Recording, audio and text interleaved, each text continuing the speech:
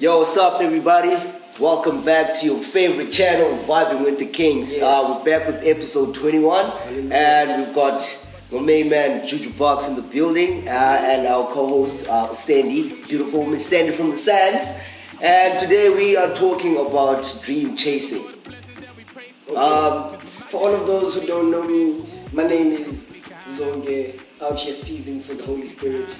He didn't introduce me. I don't have to. They already know. So tell us about yourself, dog. Who's Juju? Who's Juju Bucks? Firstly, thank you so much for having me, Vibing with the Kings. It's an honor. Juju Bucks is from Matatiele. That's in the Eastern Cape, right? Yes.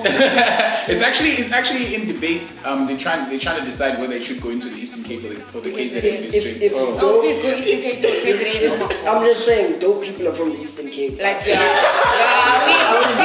there. I wouldn't put that in the Take that one. dope, but from the Eastern Cape. I'm from Matatiele. I was very fortunate to actually grow up in a small town called Matatiele. My parents are, my mom is from Matatiele and my dad is from Mozambique in a small town called Maputo. So I was exposed to both cultural aspects. I used to go in Dabe, and come back in Dambama, and then Ukoko would have Jeko baked and ready for us as homies. And where the music thing started, it started basically, there's this thing of going to the mountain, it started basically there. I fell in love with the hymns and the vibes and the sounds and the natural rhythm of ourselves as people, as athletes. I grew up a lot more with experiencing more of my mom's side, which is the Sutu culture. And in that being said, I got exposed to a lot of Sutu traditions, and singing or song is how we all united. Basically, we got united. We sang before we ate. We sang before everything. Like we had visitors over, we'd sing. You know what I'm saying? Y'all homies would fight, and then grandma would come through and be like, "Yo, let's sing, let's unite everybody, let's sing," you know.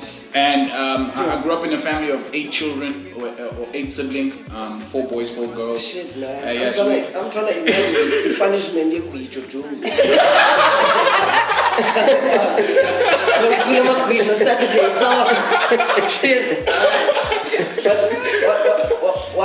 What I find interesting about your story is that you come from humble beginnings.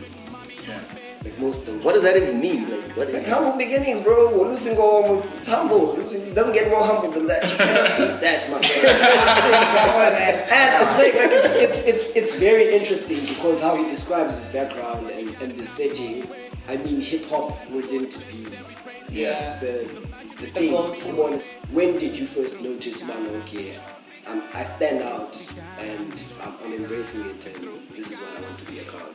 You know, the funny thing is, I actually noticed it while growing up and listening to records. My mom had, my dad actually had LP players, right? So my mom had the Brenda Fassie, Oliver Mtukudzi, all your local heavyweights at that stage, your Boom Shaka, you know? Yeah. And then my dad came with the UB4D because he's Mozambican, you know, and all your tropical sounds, you know? Yeah. So I was forced to kind of like mess with them, but what I noticed was I actually caught on the lyrics quickly. Like every time they play the song, when I go to it and I take the cows like in Darwin, and then when we return back, I'd be singing the whole time, you know what I'm trying to say? Or when I come back and I'm chilling with my friends, we'll be playing marbles and stuff like that, and I'd be just singing a hook that I heard on the LP player, and then that's how I noticed that, you know, I've actually got an attachment to this thing called music. And, yeah. So coming from like this musical Yeah. origin family, like what was their reaction when you told them that actually you want to pursue music, like that is your dream and that's what you want to do?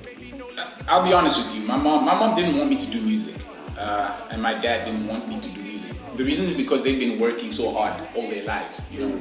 And the thing is, when my dad passed away in 2004, my mom made me promise her that I'd actually pursue something that's actually tangible, something that's got like a qualification like behind my name, like get like something that's like make my family proud, if that makes sense. So I went to Durban and I studied civil engineering.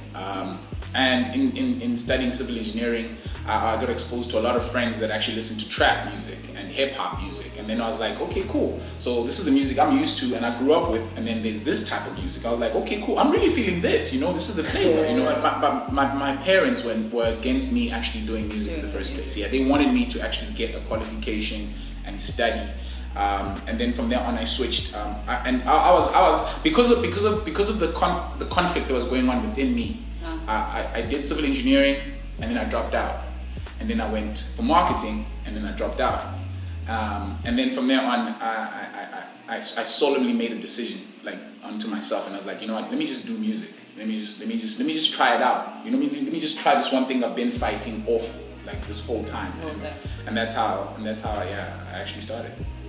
I mean, like you choosing music is a very big decision. I mean, first of all, not everyone makes it in the industry, and that's just the hard reality. Yeah. But I mean, there's also a stigma of you trying to be a rapper. Yeah. With us, support is very minimal until you actually make it to come on. And then, so like for you, how the transition between you being a student and actually being a rapper, how was that like? How was the stigma of you being a rapper like and you living that life? Come on. I think coming from a background where my parents left me to my own devices, I kind of understood that from word go that I wasn't gonna get support from them. So I kind of like had to. I knew that I didn't have. I knew that I ain't got. Oh, those are nice bars, son. Nah, I got none of that. I love how everyone just giggled that tense moment. Yeah, no. I feel like we all relate, man. Like to like a certain level, there's always that one thing that you want to do, and then everybody at home is like, nah. Like, don't try this out. This is not gonna happen. You're gonna waste money, or you're gonna waste time, and whatever. Yeah, not to minimize. I mean, I woke up like every day telling myself I want to be dope, but my parents never understood that shit.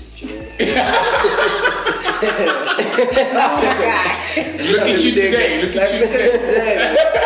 I try things out. I'm dope. Yeah. You dope. So I'm happy that you're living your life. But what's the vision for Juju Bucks? It's a very good question. I'm dope, bro. Honestly speaking, when I started, because I was left to my own devices, I had to kind of like devise a plan. So what are we gonna do? First thing is first, I need to know how to make what I like, which is music.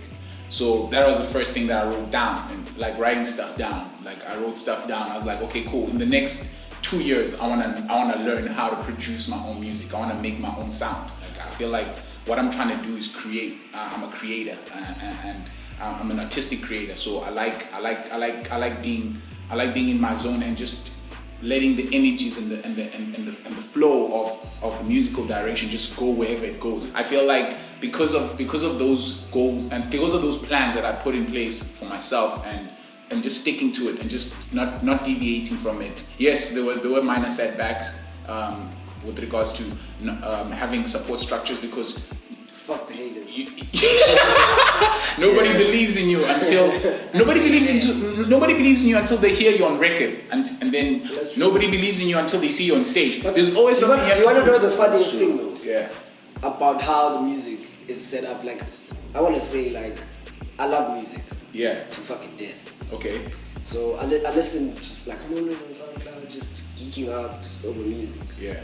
So now the thing is with your music, it's a very sincere form of music because you've invested in it. There's no theatrics behind it. It's just music for the love of music. So you give what you genuinely feel should be put out in the world. Come on. And then you fucking find these fucking I can't even put it into words. And it's fucking banging on the radio, and it does nothing for our local scene. Yeah. It's just fucking pollution from fucking noise. overseas. Put in a blender and fucking put on our airwaves, and I'm mad, man. And there's big money behind it, actually. Yeah. There's big money behind it. You get what I'm saying? The actual talent just. Yeah. You are talented. And for me, it's it's a waste of resource. You sound like someone that actually doesn't have a lot of fears. Yeah. And that's very interesting because I've been listening to you talking the whole time, and the more you speak, the more I get this sense of feeling that you're very you're very confident. You've got self-belief. So what's the craziest thing you've ever done for your music or like for your career? Craziest thing I've ever done for myself and my music. That's a very good question.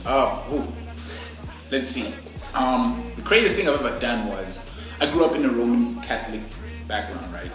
So tattoos are forbidden, basically. I grew up knowing that tattoos are forbidden. I see you have a tattoo on your arm of Mercedes Benz. What inspired that? So we finished recording in Bucks We Trust. So let me take this off. So we finished recording in Bucks We Trust, and we pressed play, and at the end of the tape, I felt like the tape did justice to commemorate and embody what I was trying to actually say or bring across to everybody that actually listens to my music and the people that are going to listen to my music. And I felt like I wanted to go one extra step. And my dad had this Mercedes that he usually only drive on a Sunday. So we'd take drives on a Sunday because I didn't spend too much time with him. Yeah. The tattoo signifies Mercedes-Benz because that was the car that we used to ride in. And what happened was, because when my dad passed away, he was the sole breadwinner. So when he passed away, there was not much financial stability in the home. But there's eight of us at home. So we struggle to make ends meet, and as a result, my mom started selling the business, and then after selling the business, she started selling equipment, like stuff basically started getting sold. In drips and drabs, basically. Yeah. And I think that's where some of the inspiration also for wanting more, in my life basically came from, because I lost a lot, and I saw it I saw it kind of like exiting each and every time. Every month we'd lose something. I had to sacrifice something every month. Okay, no more trips to this, no more doing this, no more doing that with my family.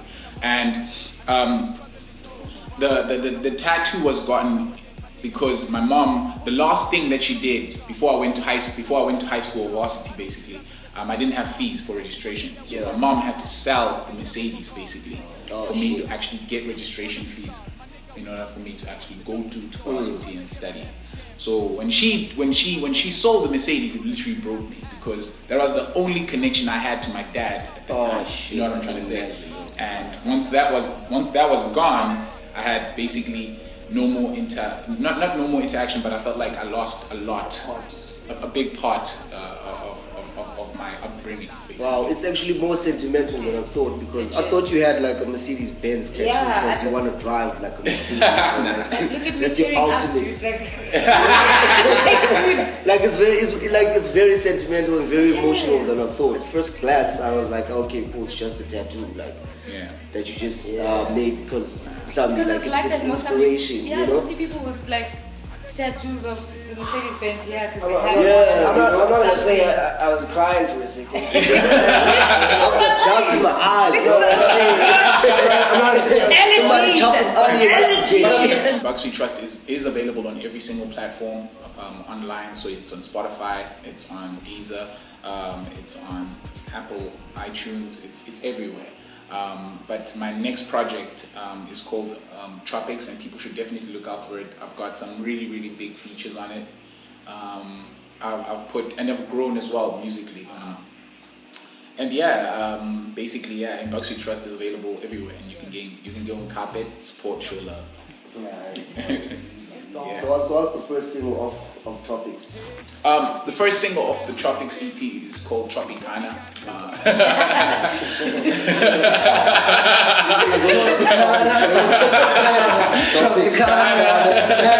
love that song. I love it. Yeah, I love that song. So we're on 420 subscribers. You obviously need more subscribers. So you better subscribe. The button's right here. Is it blue website for it? The red thing just. Yeah. And man, you got dope content all the time. I don't know what you're missing. Just keep in touch with that guy. Yeah. Don't forget to subscribe. Yeah, and check us out on Instagram at BWTK. Twitter, which is Vibing with the King. Yeah, and you can always email us if you got business and money, because you want to eat that. And what else? Yeah, I'm just dope through and through. And I got these guys and all these cute Jujus dope as well. So you should check it out.